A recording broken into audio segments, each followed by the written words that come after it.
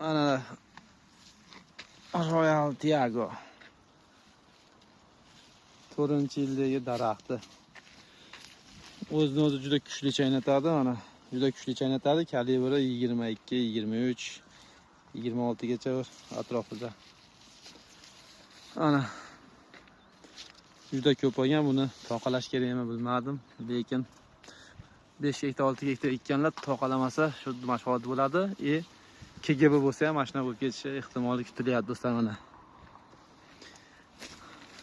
Royal Tiago.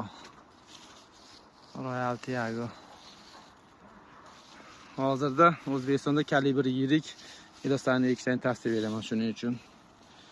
Mana qaranglar. Juda mayda bo'lib ketgan. Akalar Royal Tiago. Buni KGB bas o'zbek bitasi qilib kesgan ma'qul.